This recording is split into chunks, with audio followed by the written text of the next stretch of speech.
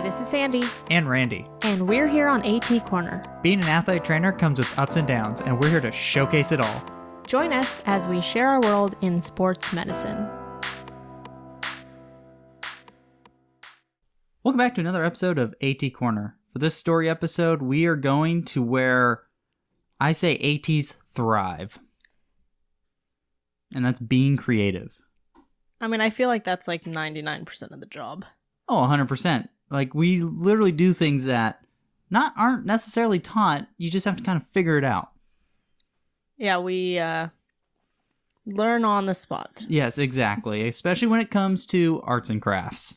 Yes, so this episode we have everything from creative ways people have taped, AT arts and crafts, some different kit organization skills, because that's a whole topic in and of itself. Oh, and people are very particular about how they keep their kit organized. We have some AT hacks, some rehab, and all the ways you can use ice bags, according to our listeners. I'm very intrigued. I think I know a few, but I'm intrigued to hear what some people have got. So let's get it started with our first story from Christina S. She says, "My tape isn't textbook, LOL. So much of AT is learned on the go the second you're led into the wild.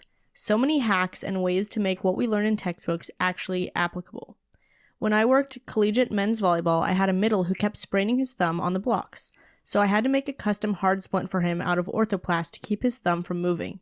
Then had to pad it and tape it all creatively so the officials wouldn't notice, and so it was legal. He had used it pretty much all season, and he loved it." Oh, nice. But you see, that's the best part about taping is as long as you have a good anatomy foundation, you can do a lot of things with tape. You don't need a textbook to, like, for certain tape techniques. As long as you know anatomy, you could probably get by. Also, as a bonus, we have actually a couple of stories. This one, to start it off, we have a picture of her volleyball kid with this. Actually, she has two of them. Oh, nice. In the same season. And we're going to put that up on our Facebook group, which we'll talk about later. And then we have a couple other people who submitted pictures too of ways that they did hacks. Nice. My favorite part of that is it was taped and padded so the officials won't notice. Okay, that is a whole other thing because, like, I love it. We can do whatever we want for practice, but then when the officials get involved. Oh, yeah. Then you got to get creative. You got to make sure it's okay with them. Make sure, like, I had to do that for soccer this year. I had a kid that was basically in a cast, so we had to pad. It was her upper extremity, of course. We're not letting her run out there with the lower extremity cast. But had to pad that bad boy up and make sure, ask the officials, hey, you good with this? What did you pad it with? We didn't have, like, so the best ones I've seen are when you get, like, the bubble wrap and, like, you get that involved. We didn't really have that, so I kind of used a combination of, it's like a Kramer product, like the, what is it? The Orthogel. There we go. Oh, that's like Orthogel. Fancy. The only problem is if you put a lot, it gets really heavy. Yeah, it is heavy by itself. So we had to kind of modify that. Started doing more kind of foam with a little bit of the Orthogel in certain spots. So yeah, we had to kind of really get it together. So my first padded cast was with a pool noodle. That's a good idea.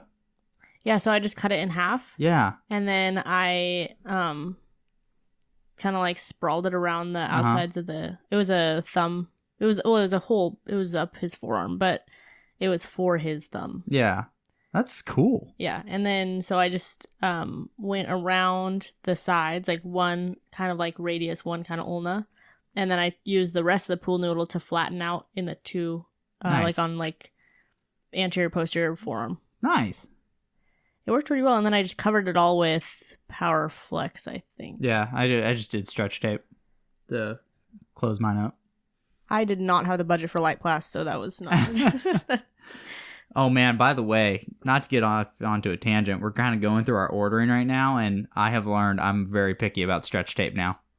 You mean like light plast or Coflex?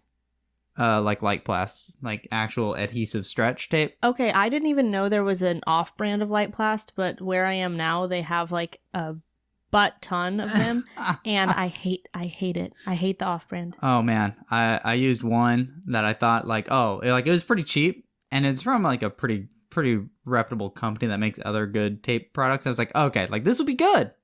No, it was definitely too good to be true. It was not good stretch tape. And I was like, I need to get back. There's a reason why Lightplast is a little pricey. Right. It's just a good product. Yeah. I think that's why I didn't know about the off-brand, because I think no one uses the off-brands. Yes. If you guys know an off-brand of Lightplast that is good, actual quality, please send it our way. Yes, please. I would like to save a little money on tape. Okay, so something that this also brought up in Christina's story. So she's talking about Orthoplast, and like I am very comfortable with Orthoplast. I'm sure there are a lot of people who are comfortable with Orthoplast, but as I was inventorying, because I started a new job. If you guys haven't known, I started a new job about like half a year ago, and both we have two head ATs, and we both are new because the other two athletic trainers just left. So we literally are kind of like getting to do everything the way we want to and kind of figuring out everything on our own. And so everything in the ATR right now is obviously not stuff that we ordered. Well, now it is. But like when we were first doing inventory and everything, we were trying to figure out like, okay, what do we like? What did the previous ATs like? And there is so much padding, and there's some padding in there that I'm not familiar with. Yeah. And so it's like, oh man, like I wish I knew what this was, because it looks like a really quality thing that I could use. I just don't know how to use it. Yeah. And I've never had a preceptor who've used it. Obviously it's not a textbook. So like I need help. Right. So this like brings up a really good like point that like we all do things so differently. Yeah. And I wish there was kind of like a better like way of sharing all of that. Yeah. Because I feel like there's not really anywhere where, like, if you don't know what Orthoplast is and if you don't know how to use it, like, short of just going to another athletic trainer, like, finding someone who actually knows what it is, like, it's kind of tough to there's not, like, a lot of YouTube on it or, like, I know where a great place.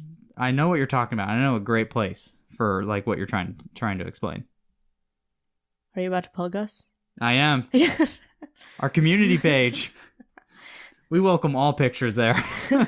All padding pictures, whatever you got. Taping pictures. So like, I don't remember what it's called, but like the Scotch Blast. Is that the name of it? I don't know. It's like Sure. It's almost like a casting material. Oh. And it hardens. I know it's a 3M product. Not that one. Wait, maybe. I know there is one. See, we have so much padding, and like I like have an idea of what I want to do with it, but I don't like know for sure. I need someone to teach me. Which, by the way, like speaking of like Orthoplast, and I know we're going to get into it about arts and crafts, like I was never an artistic child. So my arts and crafts was very bad, but I'm pretty solid at Orthoplast. Yeah? Yeah, I'm pretty solid at it. I've gotten better. I've only done thumbs, I think. And AC joints. I do a lot of AC joints with Orthoplast. Nice. Well, football. Yeah. Makes sense. Frickin' my football team doesn't like to use their shoulder pads correctly. They don't like to cover their shoulder pads. Well, that's not what jerseys. They're for. They're supposed to look cool. Come on. I've never seen that with any other football team that I've worked with. Okay, so we got another one, a creative modification from Cassandra K. She said, I used second skin squares and Powerflex on a catcher's palm after she had an allergic reaction / chemical burns from a cheap shaving cream, just so she could wear her mitt and batting gloves. Her roommates had used the shaving cream for an April Fool's prank and still had some left. She didn't think anything about it when she realized she didn't have any of her normal shaving gel left. Oh, no. I know, that sucks. It's like the gotta be uncomfortable. prank's on her. Yeah, seriously, that is super uncomfortable. Oh. Also on your palm, that's like such a bad especially spot. Especially as a catcher. Oh my gosh. All that's gonna happen that day is the ball just beating the heck out of your hand. Yeah, wow. And obviously the hitting component. Man, that's tough. That's pretty cool. I like the second skin squares. I love second skin. Hey, you know what? They do make those second skin circles. That would have been perfect for that. That's actually those things are ginormous. I want to know if you guys use the second skin circles, because I do. But I know some athletic trainers who don't. Like when we were ordering, we almost didn't order them, and I was like, no, I need them. I was gonna say, if I have them, I'll use them. I'll find a way to use them. Because some people just like do a lot of the second skin squares, like multiple of them. Interesting. Yeah, which I mean, I've never had someone have that big of an area to where I need more than one square My most in one spot. My most recent that I've used the circles for is I had to cut the circle in half because I had a basketball player who, I don't know what changed because he was wearing the same, like nothing. He didn't get new shoes. Like he didn't change his socks. He didn't have like double socks or I think he normally wore double socks. I don't know why. Like he didn't change anything. He just all of a sudden, out of the blue, on both feet, got these huge blisters on the balls of his feet that were literally the size of the ball of his foot. Oh my gosh, that's brutal. So I was deemed. What did my coach call me? You were the blister specialist. So I used first of all, the story behind this is amazing because Coach basically thought this was year ending. Oh yeah, like we thought we were missing games for these blisters, and called Sandra in a panic, literally in a panic. And Sandra's like, "All right, we'll take a look." You know, as any AT, nice, calm, cool in this emergency situation, and took care of it. And from that moment on, she became known as the blister specialist. That's that is right. My new nickname. That's an honor. That's a badge of honor there. So, I was like, man, there's so many things I could be cool at, but I'm cool at blisters apparently. You're cool at blisters.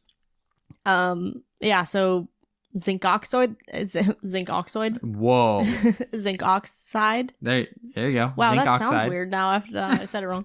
Zinc oxide, that bad boy, and then yeah, and then half to dry it out. Yeah, I'm going with the story. Okay, some people don't know what zinc oxide is. I agree. I didn't know what zinc oxide was. I'm rolling with the story. I just liked the bad boy. Well, then once the new skin starts growing underneath, once it's dry, then clip the top skin off. That's right. Clean it up. And then keep it moist after that. There you go. Blister specialist. Patented right there. We have some more arts and crafts. That's right, going into the arts and crafts. This one's by Nick. When one of my linemen on the football team broke his wrist, he had just a forearm cast and was able to play with it covered up. We wrapped it in foam like one would every day for practice. As time went on, the foam piece got more and more decorative and was coined the Infinity Gauntlet. That is very... yes, well played. This was right at the time of the last Avengers movie coming out, so this thing was legit. We had all the colors of the stones drawn on there, and the kids had fun with it when he would snap half the team would go running in different directions to disappear.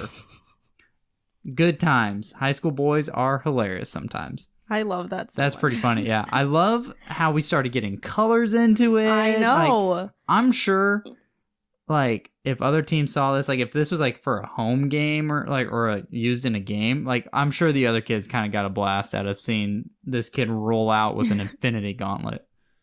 You know what I've seen that I wish I saw it more often? Like, when people get a cast and they get the 2-color plaster or whatever that stuff is. The cast material. Yeah.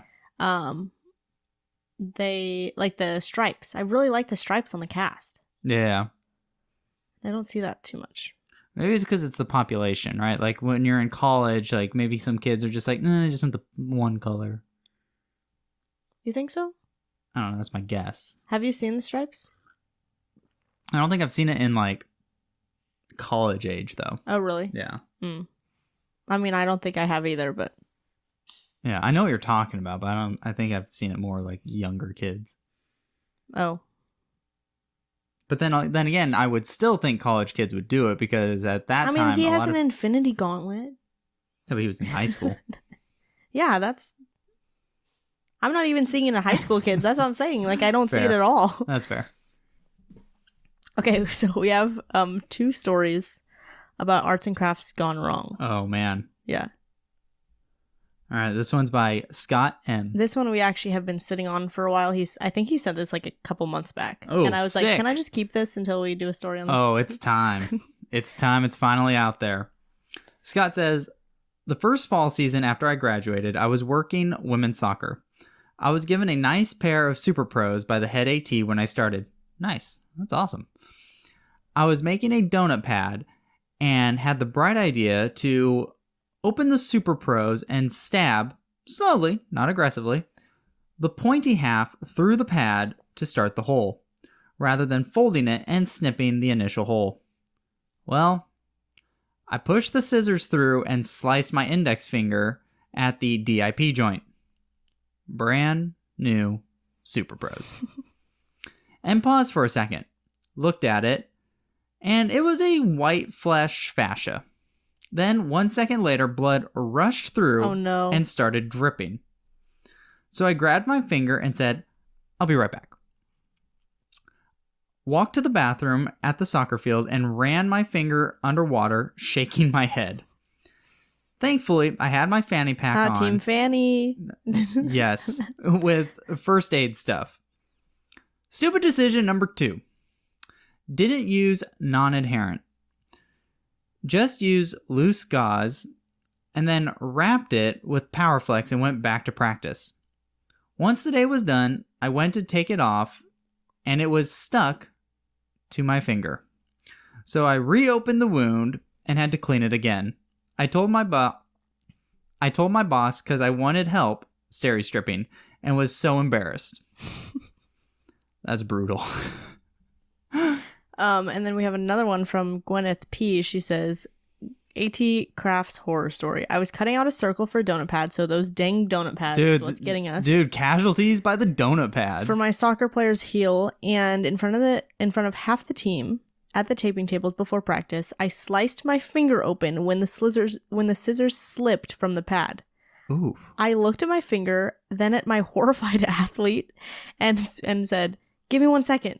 That thing bled like crazy and took a while to stop.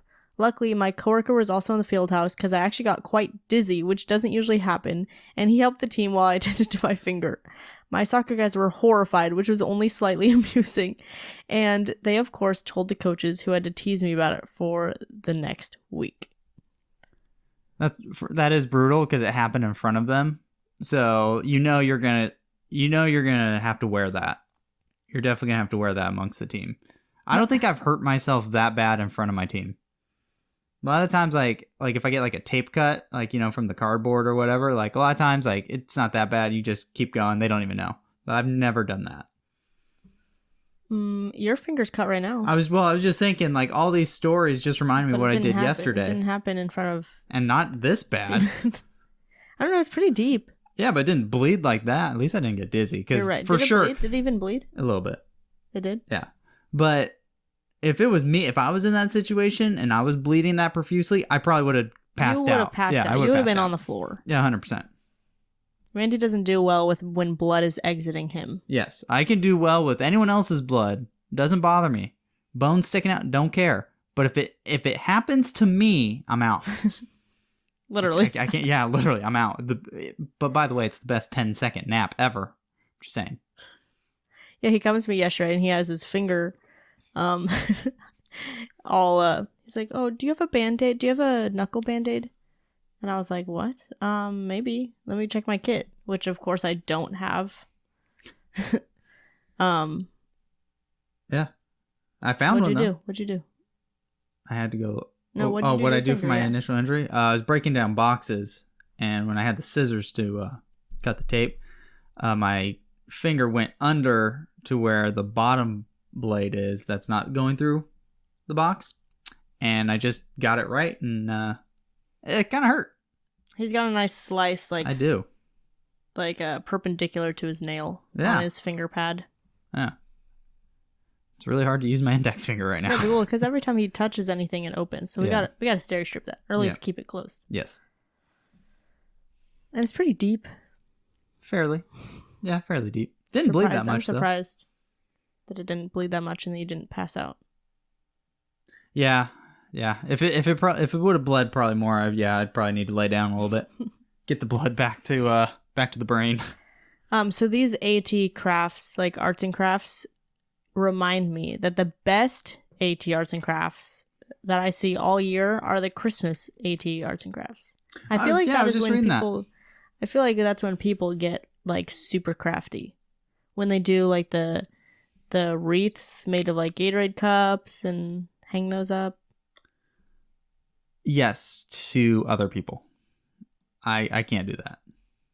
I let my coworkers or athletes handle that part.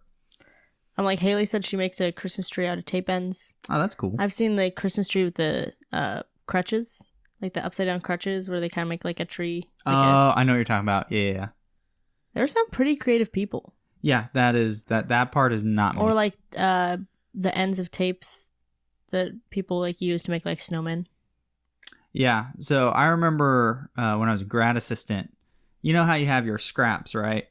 And let's be honest, everyone who has a scrap bucket knows those scraps never really get used. Most of the time it just builds up. I mean, yes, to a certain extent. Do. Like we run out almost. Oh, that's nice. That's a nice problem. Everywhere I've been, we barely use the scraps. And it just builds up and overflows. Then you have to organize it because there's stuff in them that could have been thrown away, or the biggest pet peeve when people put good rolls. Oh, that drives me scraps. Crazy.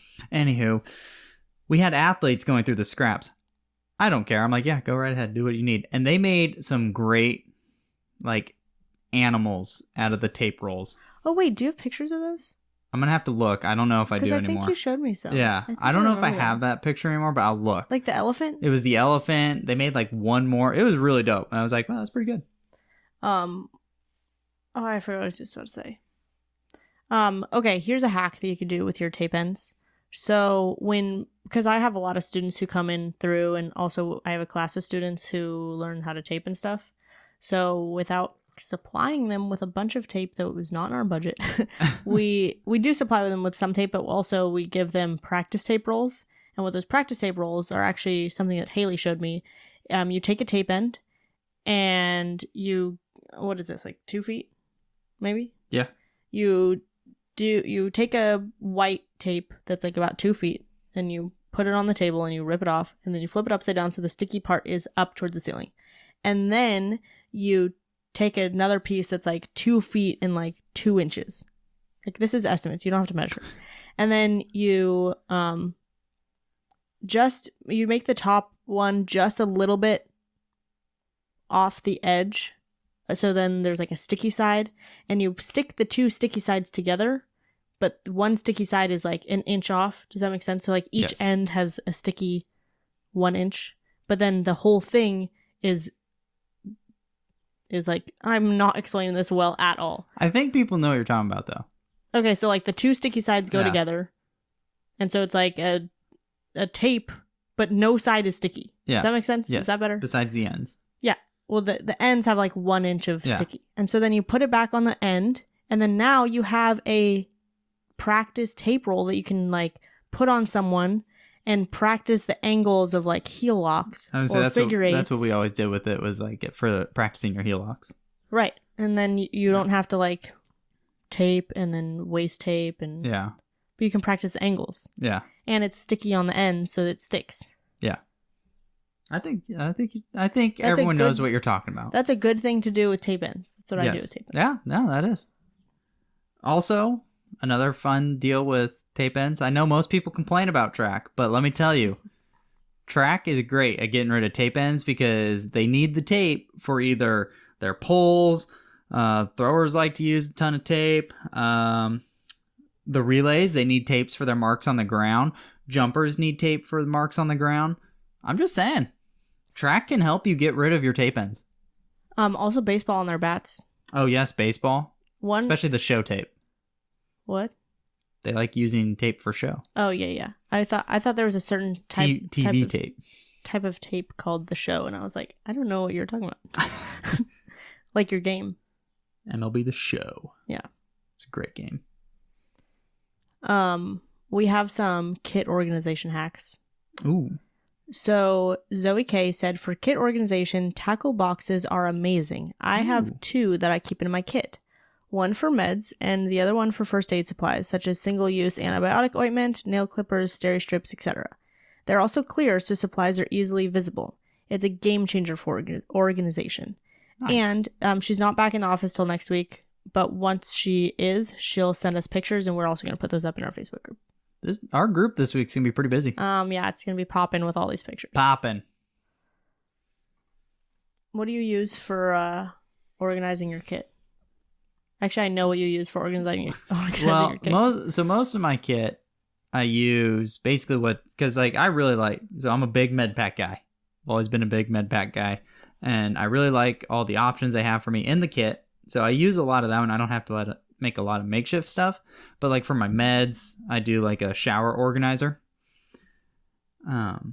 You do? Yeah, it's like a trifold. Oh yeah. I didn't know that was a shower organizer. Yes, the reason I don't even know what I just said. The reason it is a shower organizer is because before that I used ice bags, and it was a disaster, and it was not organized. And we were I think we were at regionals because we were in Seattle for cross country, and we stopped off at a mall for lunch. This mall had the Container Store. Oh my gosh. And I said, that's dangerous. What better place to find organization stuff than the Container Store? It's just expensive. Yeah, so that's where I got my meds. And then my gauze is organized in a little pouch that Sandra made. It's a Star Wars pouch, by the way, which makes it even more awesome. Actually, the pattern was it's for a diaper. It was for like for your diaper bag. It was like wipes and extra diapers, I think. But it's literally, it just folds in half. You should take a picture of it. Works for gauze. Yeah, right. Works for gauze. Well, you use free gauze. Yeah, that just one's like stuffs it in. Yeah, that one's for my non-sterile gauze. And then my alcohol pads are in a little anatomy pouch that Sandra made. It's pretty dope. And then my heel and lace pads are in a Star Wars tin that I had chocolates from Valentine's Day. Yep. It's a good tin. Mm-hmm. It's perfect for my heel and lace pads. All my first aid stuff in my old kit used to be in a See's Candy Easter tin. It was like all my rolled gauze and some random free gauze and some just like first aid stuff, like some gloves. Nice. So I could just it was basically there's blood on the court, I need to go. Yeah. Clean that. Yeah. But now we have actual bins for that are not in my kit. Nice. Actually, it's kind of funny that you were talking about ice bags for your kit, because that's one of the things people said for use of ice bags. Yes. Organizing kit, especially meds. Yes, that's what I used to do, and it just because I had so many meds, it just got really out of control, and I needed something cleaner. Yeah. I mean, I think if you cut the bags shorter, it makes it better. Yeah. That is one thing I did for my baseball team this season. In their away kit, I used ice bags, and I cut them to make almost like those reusable sandwich bags where you fold them. Uh-huh. And then I just taped them and labeled them. Nice. So they're a lot smaller. It's I used ice bags, but I cut them down to make actual little bags. I do not know what it held up, if it held up, because last time I opened that kit, it was it exploded. Oh, it was a tornado went through there. So I don't think that they probably held up, but probably not. We'll see. I haven't opened it since I got it back, actually. No, I feel I'll deal with this next. Yeah, I was gonna say, I think you're putting that off. Yeah. So Alyson S for kit organization said, I use old Powerade bottles in my kit to hold tape. I've seen that. I have not seen that. I've seen that. I've only seen that for scoops. Yeah. Ice scoops. Which is actually a really good. Actually, maybe that's why in our ATR we have all those half Gatorade bottles. But I was like, this is not the shape of a scoop. I have no clue what this is. But maybe it's... Yeah, could be. To organize... Also, when you make the Gatorade scoops, right, you gotta make sure you drill holes on the bottom of the handle. Why? Because as you get lower, right, as the ice sits, right, it melts more, so you get water in your scoop. So then if you have holes on the bottom, you can just do this and it drains the water. Put the ice in the bag. Instead of forcing the ice against the side of it and tilting it to drain the water. No, you just get in the scoop, hold it, drops out. Oh, that's kind of genius. Right? I've never seen that. Yeah. Not even from you. It's a new one. Yeah. We did that when I was where I was at a GA and stuff. It's really cool. But it's not like I'm out there a ton for my ice to melt that far, so I'm all right. So I haven't really done it. Now we're moving more into rehab hacks. Ooh, nice. So, do you have any more arts and crafts things that you do? or like None that comes to mind. Nothing specifically that comes to mind. Yeah, me either. Okay, for rehab. So the reason why I kind of like this is kind of vague. I felt like I wasn't 100% sure where people were gonna go with this, but I think it was like kind of cool to hear. Like obviously not everyone uses the same rehab techniques. Yes. Like, and that's what I think is so cool about athletic training is we could all like we could take someone and run them through completely different recovery and return to play stuff. And so this rehab story from Christina S, she says, I'll never forget when I was a GA, my head AT helped me come up with creative core exercises for a tennis player who had disc problems. He came up with some wild exercises that didn't have any names, so my German athlete had to come up with terms that he could remember them by. Oh, that's awesome. Which I feel like also like totally involves the athlete. Like they're not going to be one of those ones who just like doesn't come back. No, exactly. Totally involved. No, yeah, it's fun to come up with that's one of my favorite things to do with rehab is like coming up with different exercises based on the sport, like the type of move. I mean, that's where, we get to have that like real critical thinking and like applying what we know as, athletic trainers into our rehabs with our athletes. Like, hey, let's think of something that's going to be very sport specific, very functional to what you do as a student athlete, as an active person. Do you remember any off the top of your head that you've made up? I don't know if I've like necessarily made them. I've combined other exercises together, like with my glute bridge. Like if you've seen the bonus content on a few of our education episodes, right? I do a glute bridge with a stick that has resistance on it, and then they pull the stick down towards their hips. Like those, technically, I learned that as two different exercises that I just combined into one. Oh, really? I didn't know that you did that. Mm-hmm. And then get some good lat activation. Exactly, lat, and it's a really good core exercise because you have to stabilize in order to do all that movement.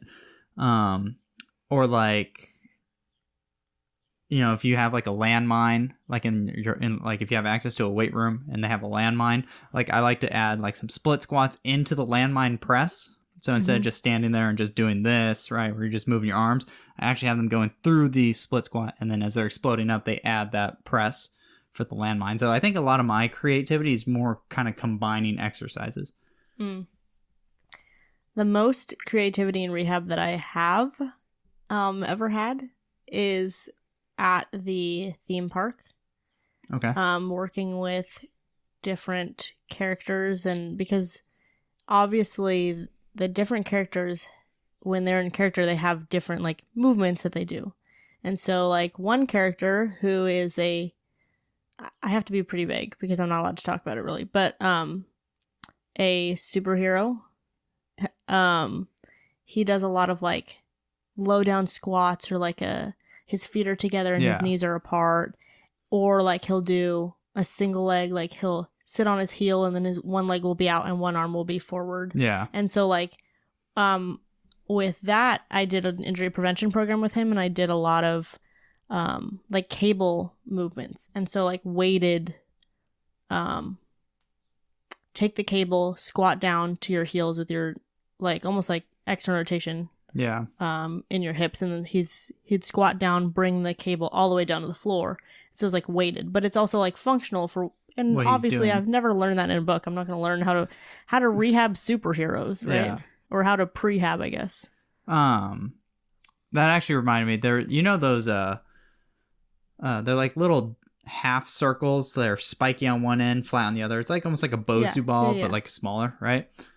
No one ever knows what to call them. I've heard dinosaur eggs. I call them balanced domes. Like I've heard stones. Like balance discs. Kind of, but not as flat as a disc. Oh, the little tiny ones. Yeah, they're like round. Okay, they're multicolored too. Like and they're spiky like on the one spiky end. Eggs. Yes, spiky. See, spiky eggs. And there was one time I had a thrower, and I wanted to get a little more sport specific for him, and he was doing his like shot motion, right? And for like certain throwers, they really go with the whole full spin, like they'll do the spin into their throw. Well, he was one that did the spin, so I was like, hey, you know what? We're working on ankle rehab, so we're working on balance. Hey, let's mimic the spin on the little domes. Now, obviously, we're not going to have him do his full spin on domes because that's just asking to get hurt. But essentially what I did was I had him walk through what his steps would be. It was hard at first to kind of get it right, but as we got going, it actually wasn't too bad. I was actually pretty proud of it. You weren't scared that he was going to like twist his ankle? No, I was standing right by him. I had him. And we were walking through it, so we were all right. So Ronald T submitted one. He said, I wrapped Powerflex to a dumbbell and then to the ankle.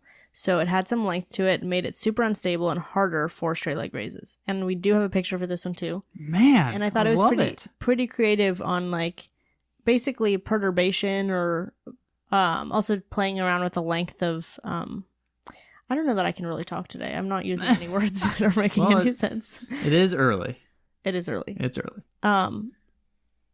What is the word I'm looking for? Lever arm? Yeah. Biomechanics at its finest. Yeah. It's the weekend. I should not be thinking about biomechanics. I always think about biomechanics. I love them. Yeah, but I thought that was pretty cool because I feel like I can't wait to see that. Yeah. It's actually pretty cool. Okay. I can't wait to see it. You could use your tape ends for that. Yeah. There we go. Perfect, because I have way too many. Okay, so this next one. I don't know do you think we can put this in our Facebook group? Maybe.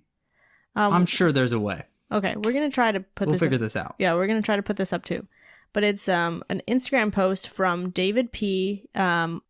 So David sent us this Instagram post that he's done, and it's one of his basketball athletes, and it's for ankle stability, but it's more like full body. Yes. Which I think that I don't even know if I can talk today.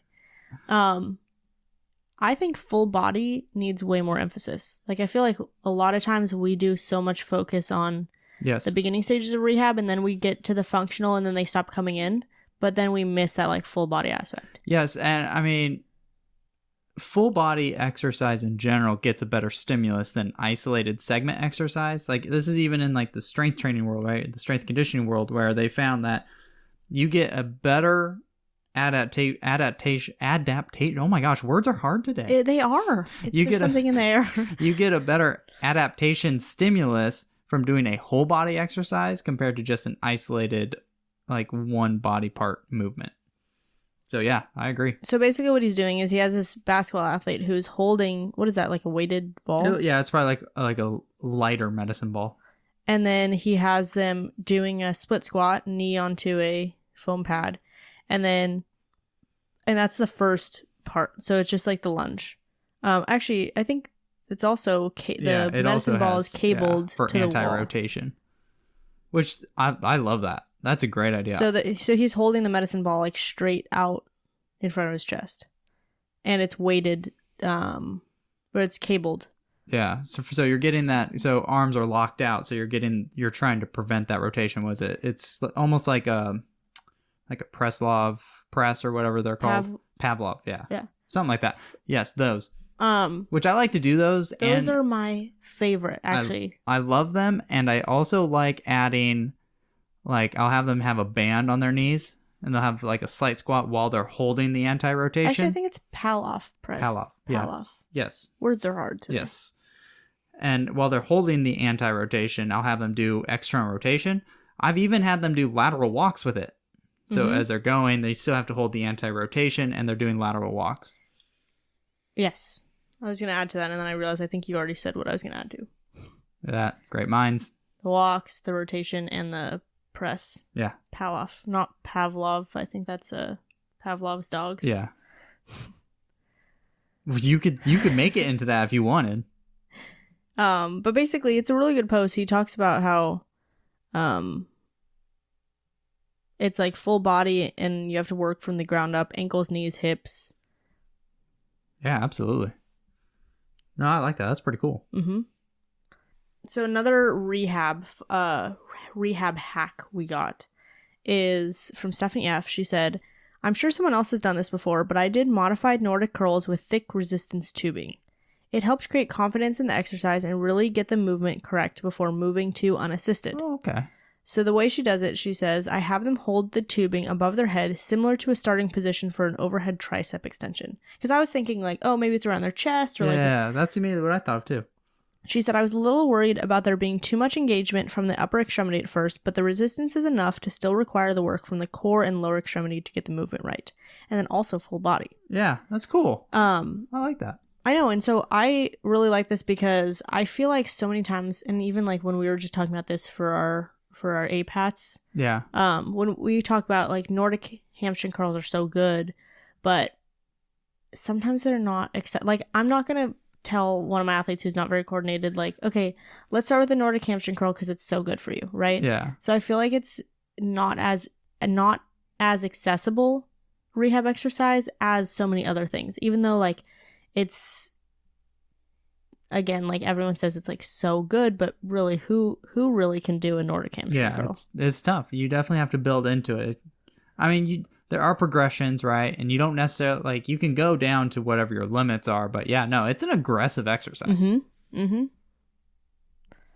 Okay, so this last rehab hack from Nick, he says, I mostly just try to create flows for their stretching routine so that each stretch flows into another, and I'm teaching multiple stretches in one movement. For example, I had one of my athletes yesterday doing child's pose, and then we came back up to hands and knees. I had him do cat camel, and then thread the needle before going back into child's pose. Ah, sick. So it's more like a routine. Yeah, it's a movement. You're doing the movement, not just, I'm doing a stretch. Right. And I like that. I really like this too, because it's like, okay, you can totally see how different ATs do things. Yes. So differently, because of my foundation with Pilates, I integrate breath so much into my, not just my rehab, but also like my treatment. Or like I'll do breath when I'm doing muscle energy, which I think has a huge emphasis on like core activation. Yeah. Which I feel like we probably need in muscle energy, especially with the hips. Yes. And so like that's something that, I don't know, it's just so cool. Like, yeah, we all learn those things, but we do them so differently. Yeah, absolutely. And that's what makes each, athletic trainer great in their own way. Speaking of more hacks, we have a hack that I put in. It's anonymous, but I put in because this is something that I know and that you know, but I don't know if everyone knows this. Yeah.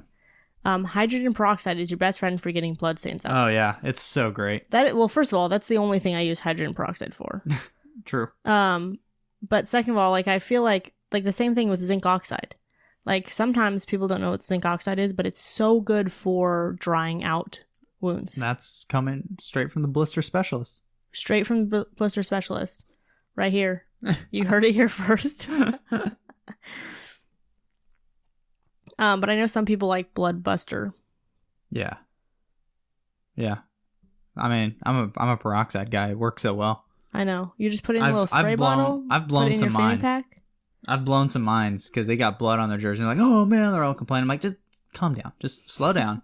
I clean it off. You can't even see it. Ref doesn't know. So I wish I had to do that a lot, by the way, for soccer. Oh yeah. I had a big nosebleed. Well, you had so many nosebleeds. Mostly from one person too. Yeah. I think we should start a thread in our Facebook group that's like little hacks like this, like hydrogen peroxide for getting blood stains out. That's like dope. Things that like, something that like, yeah, I grew up in athletic training knowing that, but like, yeah, maybe that's something that I learned from my preceptor. Like I didn't learn that in class. Yeah. I learned that from my preceptor. So like, what if I didn't have a preceptor who did that? Exactly.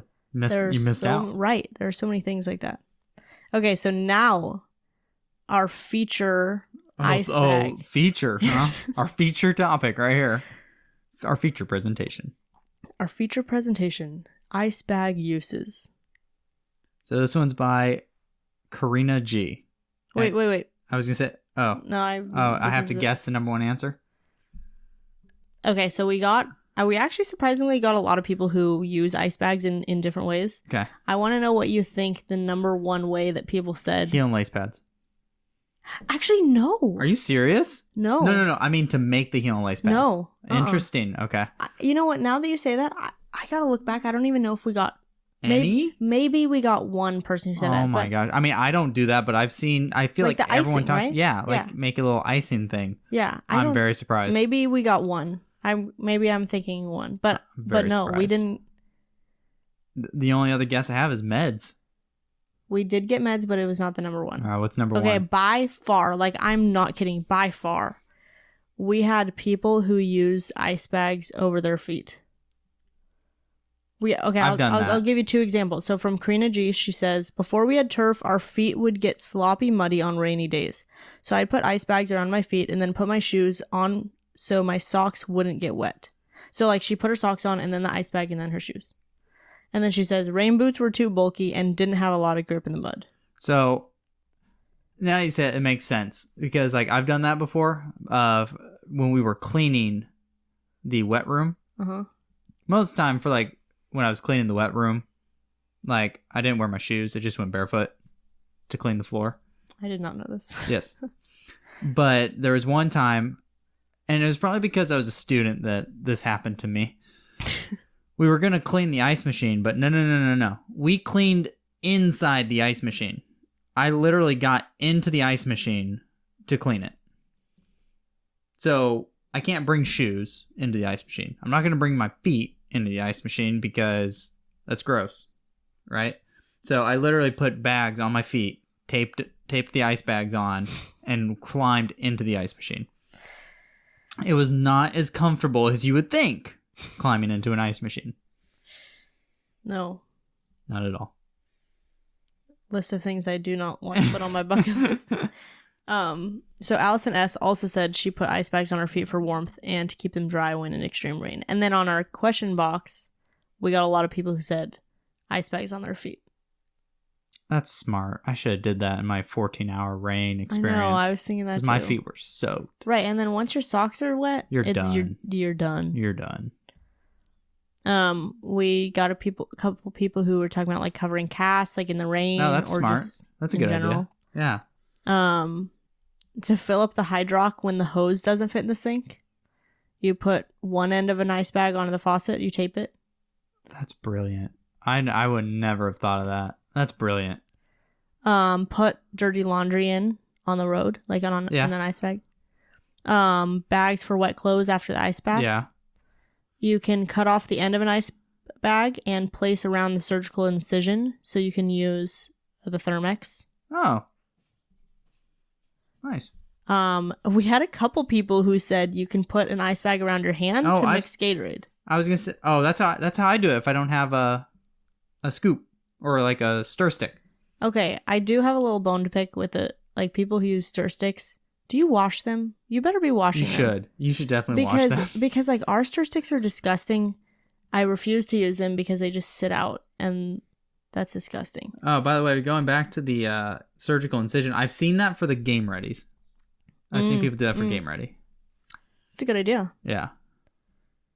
And then lastly, we have wrap your things in your kit for multiple reasons. We have for meds, for rain, so some stuff doesn't get wet, and then also while traveling to prevent leaking. Yes. So basically like a Ziploc bag. Yes, I know that story. As my saline was spraying into my kit the entire flight. Okay, but it's like saline. Yes. Versus like tough skin. Yes, at least it was saline. That you can live with. Did you have to throw anything out? I think some of my Band-Aids got messed up. Band-Aids down. Yeah, I had to throw some Band-Aids away because they were gross. We also got some non-AT ice bag uses. I see number one is poop bags. Yeah. That's what I was thinking people were going to say. Yeah. We only got one person who said poop bags. And then to mix salads. Oh, okay. Which I was thinking about this. I kind of see it. With the salads and the Gatorade, technically, I mean, yeah, they're not used, but like, how clean are those bags? Clean enough. They're not like food. I mean, granted, you're putting your mouth on it. It's true. I mean, I don't think that's very safe either. And sucking the air out. I'm pretty sure it's not good for you. Like, what do you mean? Like inhaling the plastic? Oh, probably not. Yeah, I don't think that's good for you. No, I'd say probably not. But as ATs know, we are our worst.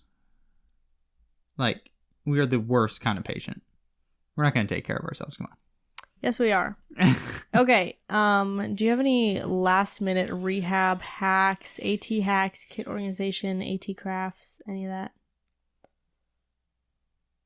End us off. No, I think I've kind of done all mine that come to mind. So anything that we talked about in this episode that we said we're going to put on our Facebook page, all the pictures and stuff, head over to facebook.com/group/AT Corner podcast. It is free to join. It is called AT Corner Community. There's just one question. It's going to be, how did you hear about our podcast? And as soon as you answer it, it's automatically, you get to join. You get to see all the pictures. And share your pictures. You get to share your pictures. You get to, if this reminds you of a hack that you did not submit or you missed it in time, then you can post that on our Facebook group. People can comment. You can connect with other listeners of the show.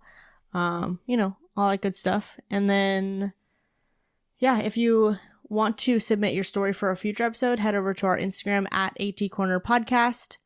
If you guys are new, we do every other episode as education or stories. So this one was a story episode. Next week is our last education before we are taking a break for the summer. It's also episode 100 next time. It is also episode 100, which is super exciting. That is big time. And then lastly, we have not asked for reviews or anything in a while. Please share with a friend. Please take a moment to review us. Or even if you don't want to leave a review, you can just leave a rating. Your 5-star, whatever, however many hopefully star. 5. Hopefully rating. 5. All you have to do, it literally takes 2 seconds. You can accidentally give us the wrong rating. No, but please don't. That's how easy it is. As soon as you click on the star, it submits. Yes. So you could do that on Spotify or you could do it on Apple Podcasts. All 5 of them. All 5 stars. Yep. All right, Randy, you got anything else? Nope, that's perfect. Thank you for helping us showcase athlete training behind the tape. Bye.